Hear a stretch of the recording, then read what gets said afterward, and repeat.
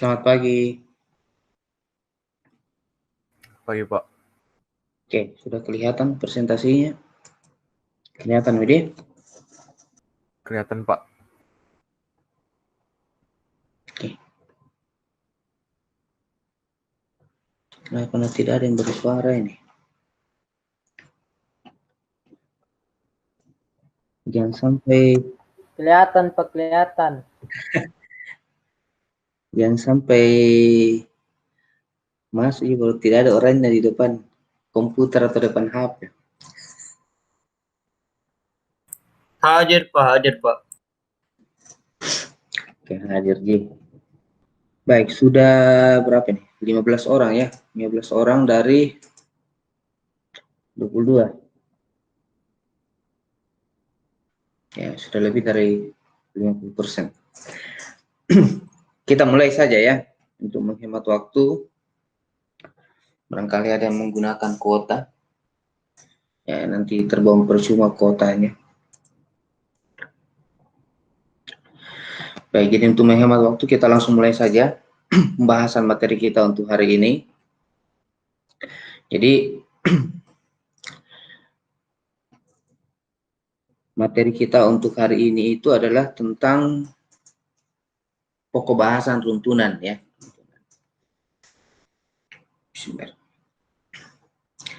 Baik, assalamualaikum warahmatullahi wabarakatuh. Selamat pagi, salam sejahtera untuk kita semua.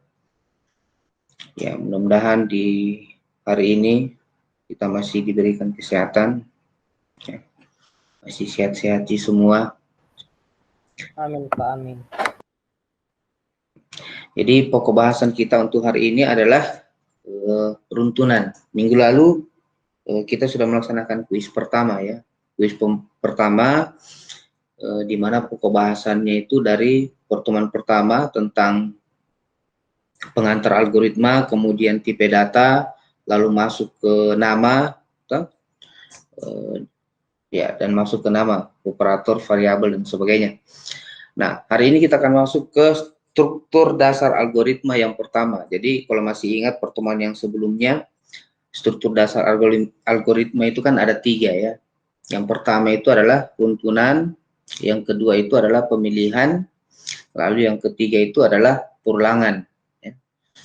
Nah, itu akan kita bahas di beberapa pertemuan ke depan. Nah, kita mulai dari struktur algoritma yang pertama. Struktur algoritma yang pertama ini adalah runtunan. Oke, algoritma merupakan runtunan atau sequence satu atau lebih instruksi yang berarti bahwa setiap instruksi hanya dikerjakan satu kali. Hanya dikerjakan satu kali. Jadi tidak ada instruksi yang berulang. Jadi setiap baris itu dikerjakan satu persatu, masing-masing hanya satu kali. Kemudian urutan instruksi yang dilaksanakan pemrosesan sama dengan urutan aksi sebagaimana yang tertulis di dalam teks algoritma. Artinya urutannya itu sesuai dengan barisnya. Jadi pengerjaannya selalu dimulai dari baris yang pertama, kemudian dilanjutkan ke baris yang kedua, baris yang ketiga, dan seterusnya sampai mencapai baris atau instruksi yang terakhir. Kemudian akhir dari instruksi merupakan akhir dari algoritma. Nah, itulah ciri-ciri dari struktur runtunan. Jadi runtunan ini merupakan sifat dasar dari algoritma dan semua bahasa pemrograman. Itu dulu yang perlu dipahami. Jadi semua bahasa pemrograman, begitu juga dengan algoritma nanti yang akan kita buat atau yang akan kita tulis, itu bersifat runtunan. Jadi setiap instruksi itu hanya dikerjakan satu kali, dikerjakan sesuai dengan urutannya. Jadi setelah dimulai dari mengerjakan baris pertama, dilanjutkan ke baris yang kedua, dilanjutkan ke baris yang ketiga, dan seterusnya. Nah, di bahasa pemrograman, ketika di satu baris mendapati error atau masalah, maka prosesnya akan berhenti di situ. Prosesnya akan berhenti di situ. Tidak akan melanjutkan lagi ke instruksi yang berikutnya. Jadi kalau ada error ditemukan di baris tertentu, maka dia berhenti di situ. Nah, beberapa bahasa pemrograman itu akan menunjukkan posisinya atau posisi barisnya. Jadi di baris sekian terdapat masalah, misalnya salah penulisan perintah, atau ada sebuah variabel yang tidak dideklarasikan misalnya, atau tidak menambah tanda petik misalnya, atau tidak ada tanda titik komanya di belakang. Nah, itu akan berhenti pada posisi baris tersebut. Nah, itu adalah sifat dasar dari semua bahasa pemrograman termasuk algoritma. Jadi program atau algoritma itu nanti berhenti setelah mencapai baris yang terakhir. Kecuali kalau di baris-baris sebelumnya itu didapati satu masalah atau error instruksi.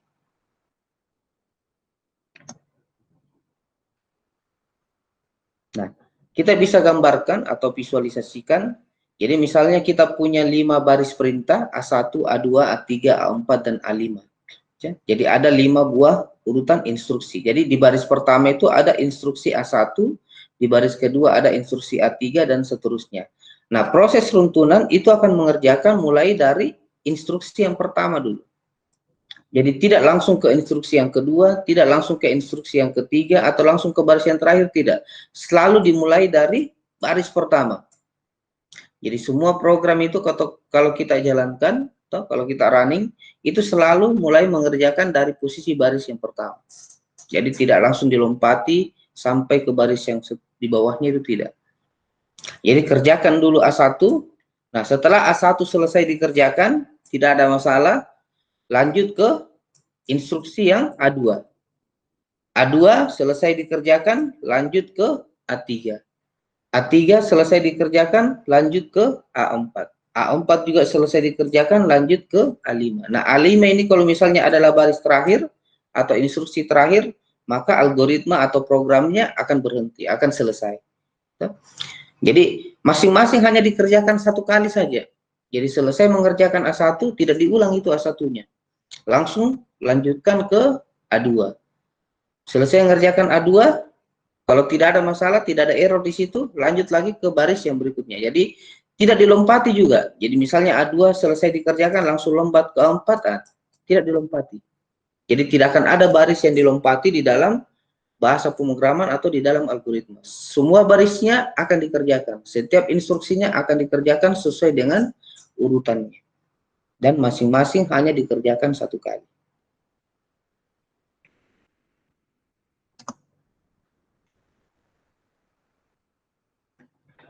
Pengaruh urutan instruksi. Jadi karena sequence itu sifatnya mengerjakan satu persatu, masing-masing dikerjakan satu kali, dimulai dari baris paling atas sampai ke baris yang paling terakhir, maka urutan memiliki pengaruh yang sangat penting. Salah urutan bisa mempengaruhi hasil akhir dari algoritma atau program. Jadi kalau salah kita menempatkan urutan, misalnya instruksi yang kita buat ini harusnya ditempatkan di baris yang kedua, tapi kita tuliskan dia di baris yang kelima misalnya, maka itu bisa saja mempengaruhi nanti hasil akhir dari algoritmanya.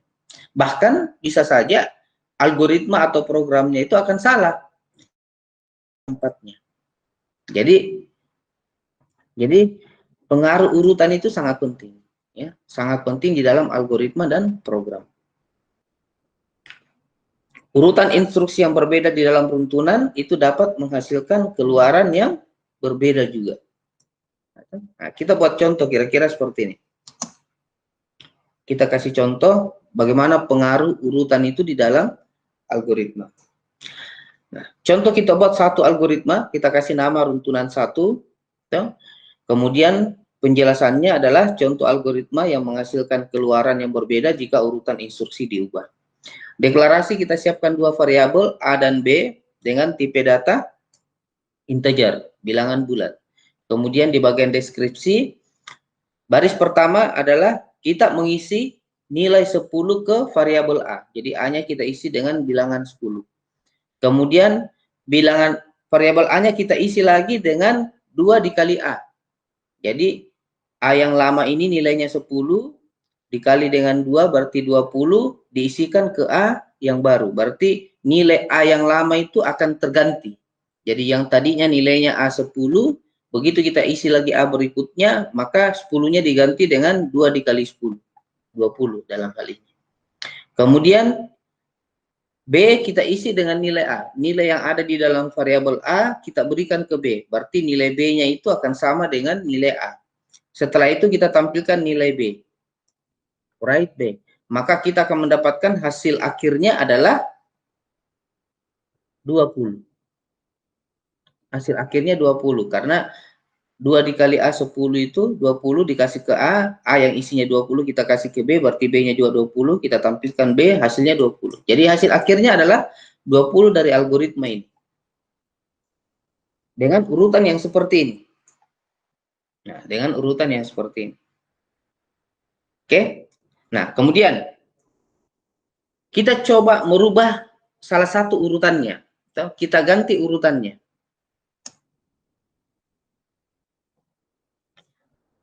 Algoritma runtunan yang kedua. Sama seperti tadi, kita siapkan variabel A dan B dengan tipe data integer. Instruksinya sama persis seperti runtunan yang pertama, cuma kita rubah urutannya. Urutannya kita balik. Jadi, urutan yang ada di baris 3 kita kasih ke 2, kemudian yang ada di 2 kita kasih ke 3. Ditukar ini antara baris 2 dan 3. Baris 2 untuk melihat hasil akhirnya ya. Jadi, baris pertama itu adalah kita berikan nilai 10 ke A. Jadi A-nya kita isi dengan nilai 10. Kemudian nilai A-nya kita berikan ke B. Jadi nilai A yang isinya 10 kita berikan ke B. Kemudian nilai A kita isi dengan yang baru. Yang barunya adalah 2 dikali A yang lama.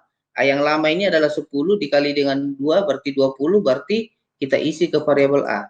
Jadi A itu isinya adalah 20 digantikan dengan nilai 10 yang sebelumnya. Kemudian kita tampilkan nilai B. Berapa hasil nilai B-nya? 10. Kalau yang tadi nilainya adalah 20. Nah, ini hasilnya 10. Kenapa? Karena barisnya kita tukar.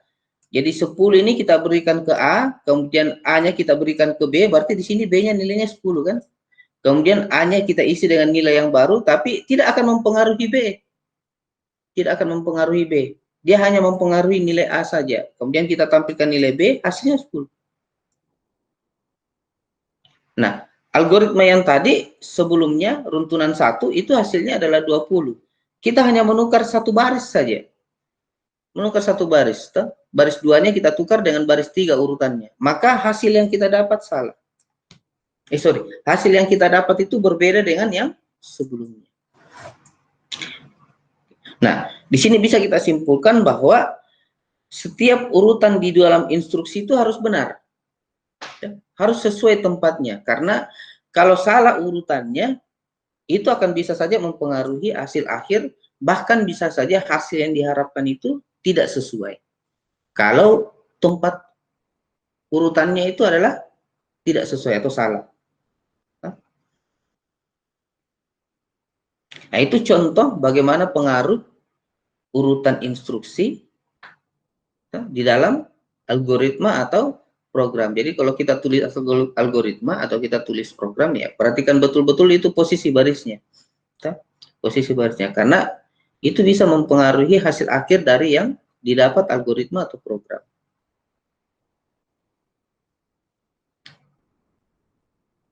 Oke.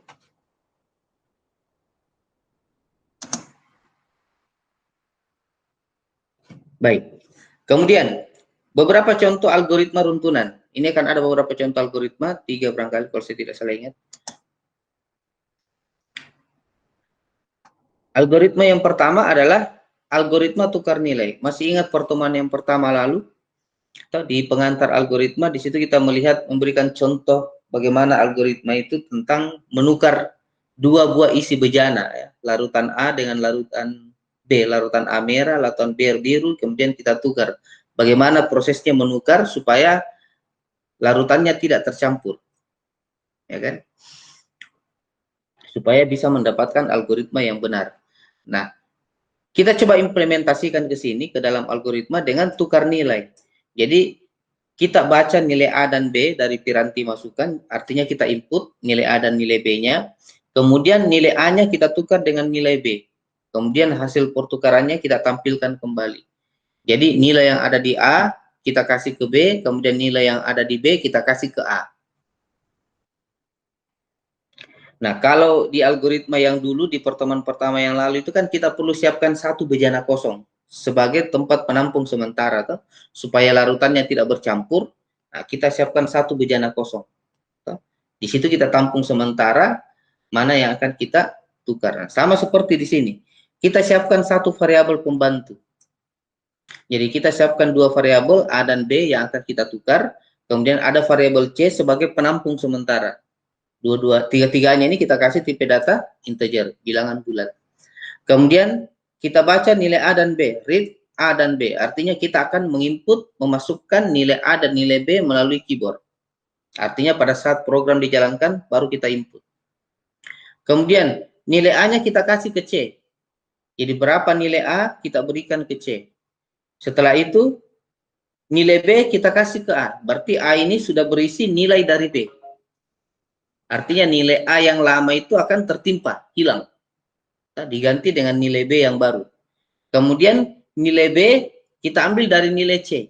C ini tadi berisi nilai dari A. Kemudian karena nilai B-nya kita kasih ke A, nah kita tinggal ambil nilai dari A yang sebelumnya ditampung tadi oleh C.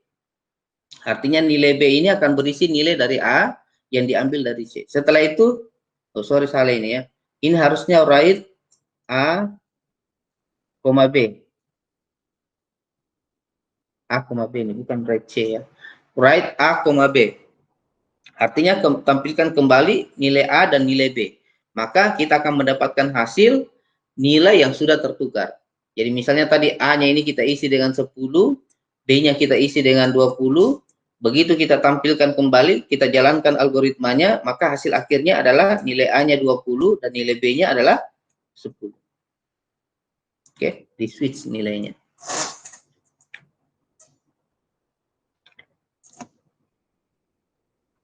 Kemudian, algoritma yang kedua, menghitung luas segitiga. Ini juga kayaknya sudah pernah sebelumnya kemarin ya. Menghitung luas segitiga. Jadi dibaca panjang alas dan tinggi segitiga, artinya diinput dari keyboard. Hitunglah luas segitiga tersebut dengan rumus 1/2 alas kali tinggi, di mana nilai L-nya nanti dicetak ke piranti keluaran. Nah, kita siapkan 3 variabel alas, tinggi dengan luas, ATL. Dengan tipe data real, bilangan pecahan. Kenapa bilangan pecahan? Karena ada 1/2 di sini. Ada 0,5. Makanya pakai bilangan pecahan. Deskripsi. Pertama kita baca alas, kemudian kita baca tinggi, setelah itu kita hitung luasnya. Luas sama dengan A dikali T dibagi 2. A dikali T dibagi 2. Kemudian setelah itu tampilkan luasnya, write L. Berikutnya, algoritma yang ketiga. Menghitung komisi sales. Algoritma komisi salesman. Menghitung besar komisi yang diterima oleh seorang sales, besar komisinya adalah 10% dari nilai penjualan, data masukan atau data inputannya adalah nama sales dan nilai penjualannya. Keluarannya adalah besar komisi yang diterima oleh sales tersebut. Jadi kita siapkan variabel yang pertama adalah sales dengan tipe data string karena isinya adalah huruf. Kemudian nilai penjualan tipe data real, karena ini berupa bilangan harga, bisa saja dia melebihi jangkauan dari integer, makanya kita kasih real. Kemudian komisi juga adalah real karena ada perhitungan persen di situ ya, 0,1. Kemudian di deskripsi pertama kita baca dulu nilai nama salesman dengan nilai penjualan. Jadi kita input.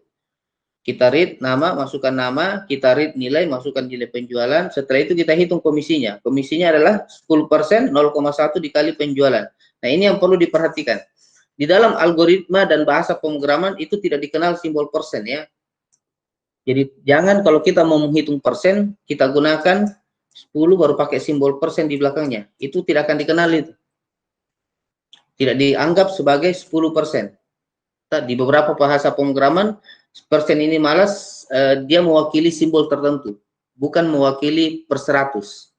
Jadi ini harus kita convert ke desimal menjadi 0,1 atau langsung saja 10 per 100. 10 dibagi 100. 0,1 dikali nilai penjualan. Kemudian setelah itu tampilkan berapa komisi yang didapat.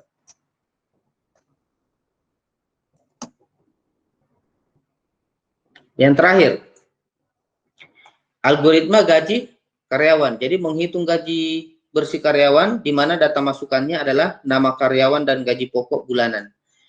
Gaji bersih adalah gaji pokok ditambah tunjangan dikurang pajak. Tunjangannya adalah 20% dari gaji pokok, kemudian pajak adalah 15% dari gaji pokok ditambah dengan tunjangan.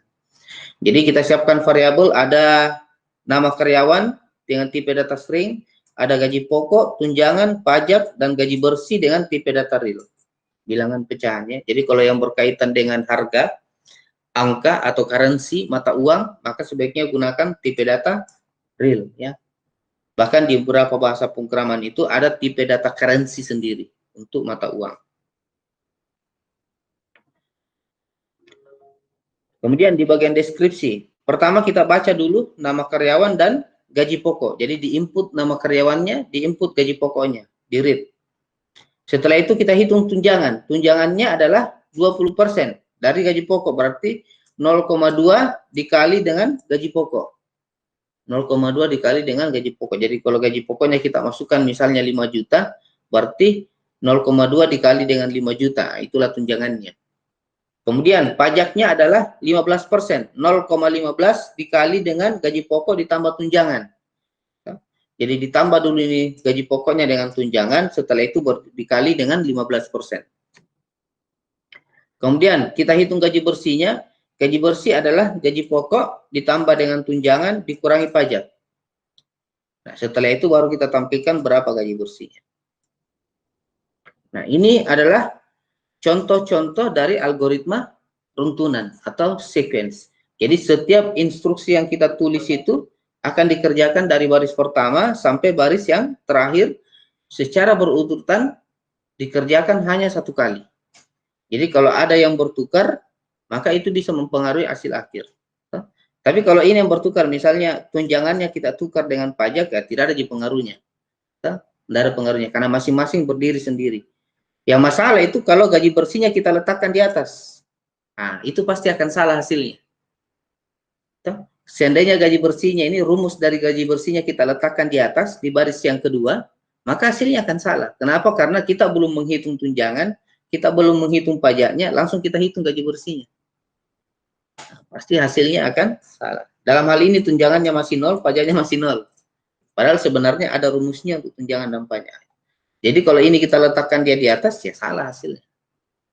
Tapi kalau ini kita tukar, tunjangan dengan pajak, tidak masalah juga kalau ditukar itu, karena tidak terlalu mempengaruhi hasil. Karena masing-masing berdiri sendiri. Jadi ada memang posisi baris yang nanti dia kita letakkan setelah menghitung baris-baris yang sebelumnya.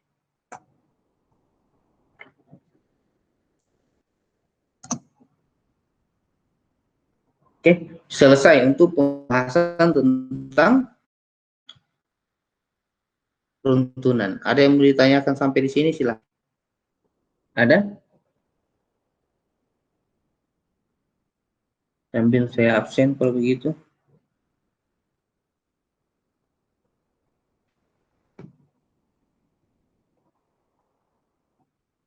Anissa sudah. Christian Fieri. Tidak ada. Vincent. Ada. Rivaldo. Ada. Marcelino. Ada. Joshua. Ada. Valen. Ada. Kemudian Fernandi. Ada. Rivaldo.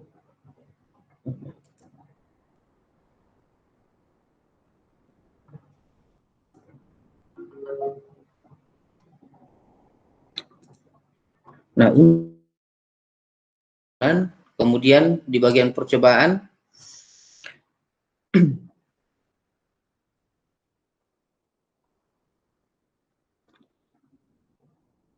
Ini program yang pertama ini adalah menghitung komisi sales, sama seperti yang tadi, algoritma. Kemudian program yang kedua ini adalah program bagaimana menukarkan dua buah nilai yang sudah diinput. Jadi perhatikan ini kalau di algoritma,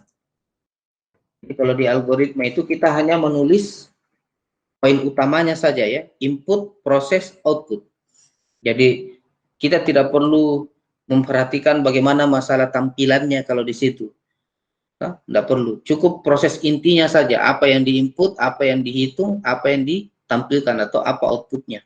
Nah, kalau di program beda ya.